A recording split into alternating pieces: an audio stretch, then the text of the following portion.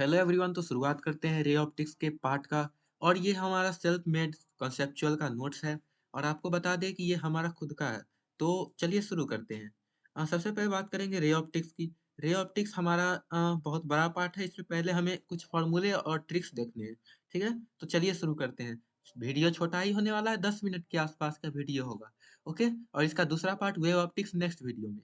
तो चलिए शुरू करते हैं। सबसे पहले जानते हैं रिफ्लेक्शन क्या होता है। कोई भी मिरर का सरफेस हो, अगर आप उसपे इंसिडेंट कर रहे हैं किसी रे को और वो रिफ्लेक्ट हो रहा है, तो आप ये तो जानते हैं कि इंसिडेंट रे और रिफ्लेक्टेड रे के बीच में जो एंगल बनेगा इक्वल होगा। और इंसिडेंट रे, रिफ्लेक्टेड रे और नॉर्मल तीनों सेम प्लेन में ही लाई करेंगे।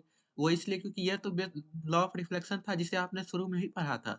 अब देखिए, vector form of reflected ray हम लोग पढ़ने वाले हैं।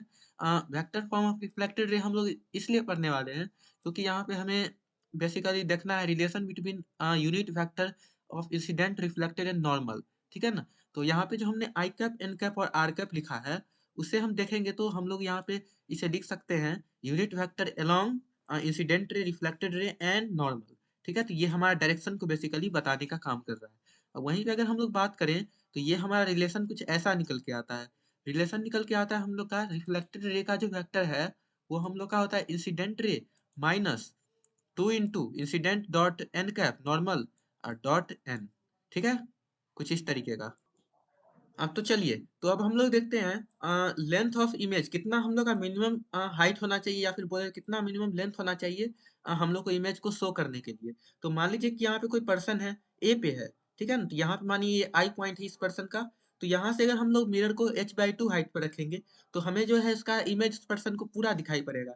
हमने एज्यूम क्या किया है, ए को हम लोग का आई लेवल एज्यूम कर लिया है। ठीक है ना। तो यहाँ पर देखिए, अगर हमने h/2 यानी आधे हाइट पर पर्सन के मिरर को रख दिया है और आधे हाइट का मिरर रख दिया है, तो ये हम लोग का बेसिकली पूरा इमेज देगा उस पर्सन का, जो कि हम लोग देख सकते हैं।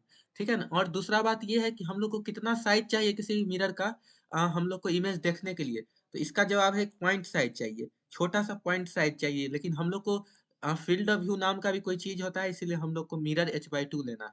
ठीक है।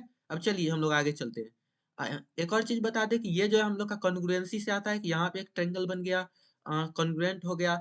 और ये चीज तो आपने 10th में ही पढ़ा था कि कॉन्ग्रुएंसी किस प्रकार से हम लोग निकालते हैं। ठीक है ना। चलिए, एंगल ऑफ डेविएशन की बात करेंगे अब। एंगल ऑफ डेविएशन क्या होता है, डेल्टा से हम लोग इसको डिनोट करते हैं। तो ये हमें दिखाता क्या है, दिखाता बेसिकली ये है कि हमारा ये जो इंसिडेंट रे है और ये जो हम लोग का रिफ्लेक्टेड रे है, ठीक है ना, उस दोनों के बीच के एंगल को बताता है, एंगल बिटवीन टू वेक्टर्स को बताता है। अब देखिए किस प्रकार से बताता है, अब ये भी कंफ्यूजन हो रहा होगा। तो देखिए, ये जो हम लोग जानते हैं वेक्टर में कि हम लोग रे को शिफ्ट कर सकते हैं। तो इंसिडेंट रे को हमने कुछ इस प्रकार से यहाँ पे शिफ्ट कर दिया है। और ये रहा हम लोग का रिफ्लेक्टेड रे, और इसका हमने कुछ एंगल बनाया। इस दोनों के बीच के जो एंगल है उसी को हम लोग डेविएशन बोलते हैं। और ये हम लोग का डेविएशन का क्या आया यहाँ पे, पाई-2 ये क्यों आया है, क्योंकि ये जो हम लोग का बेसिकली इंसिडेंट रे का डायरेक्शन, ये हम लोग का एक स्ट्रेट लाइन है जो कि 180 डिग्री सम देता है।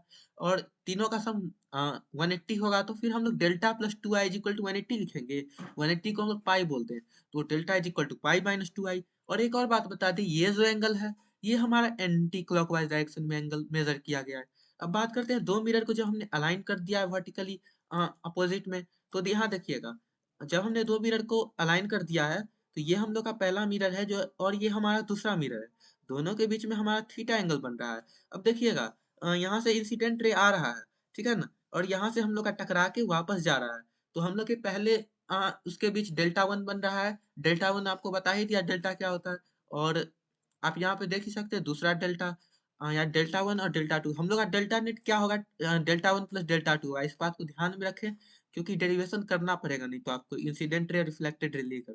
और आपको एक चीज और याद कर सकते हैं बेसिकली, 2 पाई-2 थीटा, जहाँ पे थीटा क्या, एंगल बिटवीन टू मिरर, और यही हम लोग का नेट डेविएशन देता है। तो ये भी चीज इंपॉर्टेंट हो जाता है। ठीक है ना। पीडीएफ आप सभी को मिल जाएगा डिस्क्रिप्शन में। ठीक है, पीडीएफ रेडी है। अब एक और बात बता देते हैं, मिरर हमारा जब रोटेट करता है तब क्या होता है भाई, तब तो कुछ होता ही होगा, इमेज में कुछ चेंज आता होगा। ठीक है ना। चलिए इसके बारे में बात कर लेते हैं। अब देखिएगा, अगर हमने मिरर को थीटा या ओमेगा से रोटेट किया, क्यों, क्योंकि ये तो सर्कुलर मोशन में सर रोटेट कर रहा है। अब देखिएगा, हम लोग का जो इंसिडेंट रे है और रिफ्लेक्टेड रे है, तो हम लोग अगर मिरर को थीटा और ओमेगा से रोटेट कर रहे हैं, mirror is rotated by theta and reflected towards it by 2 theta, यानी कि हम लोग बोल सकते हैं रिफ्लेक्टेड रे हमारा 2 थीटा से रोटेट कर जाएगा।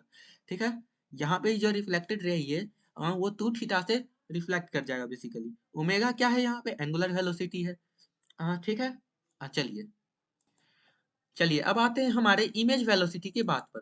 इमेज वेलोसिटी की अगर हम लोग बात करें यहाँ पे, तो यहाँ देखिएगा इमेज वेलोसिटी क्या होता है। बेसिकली ये हमारा होता है जब हम लोग मिरर को मूव कराते हैं, तो हम लोग का ऑब्जेक्ट भी मूव कर रहा है। मान लीजिए ये देखिए मिरर का वेलोसिटी वीएम से दिखा रहे हैं, ऑब्जेक्ट का वेलोसिटी वीओ से दिखा रहे हैं, इमेज का वेलोसिटी वीआई से दिखा रहे हैं।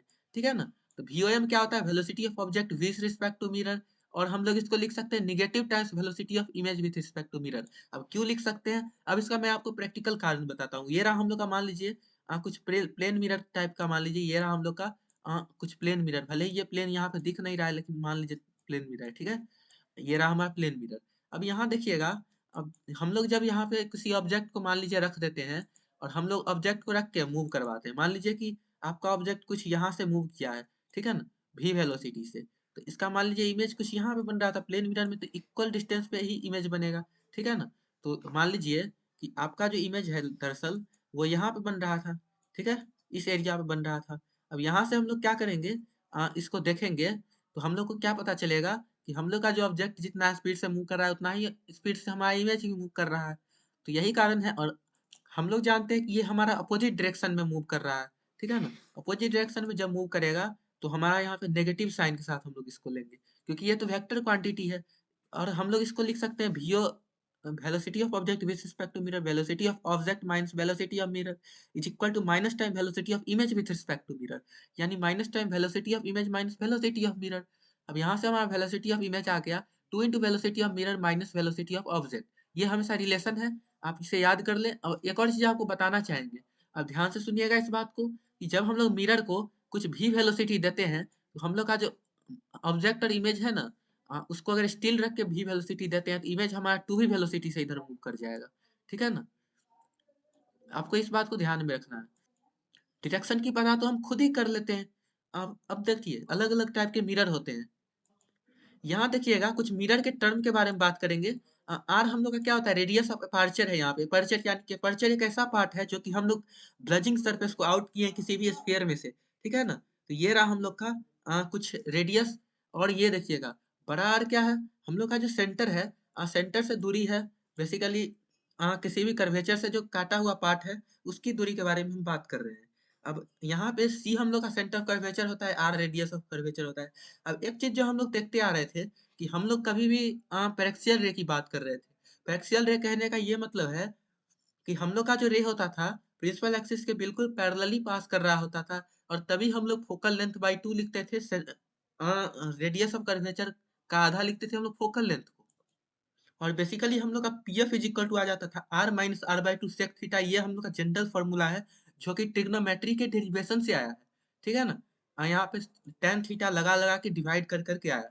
तो अगर हम लोग का बैक्सियल रे हो जाता है, तो अगर हम लोग का जनरल केस है तब तो हम यही यूज करेंगे।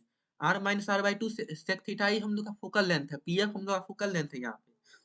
तो यहाँ देखिए, अगर हम लोग पेरेक्सियल रे, यानी कि पेरेक्सियल कहने का मतलब क्या है, वेरी क्लोज रे। थीटा अगर हम लोग का बहुत स्मॉल है, तो सेक थीटा हम लोग का 1 है। और हम लोग क्या कर सकते हैं, focal length by focal length हम लोग का क्या होगा, रेडियस ऑफ कर्वेचर का आधा होगा।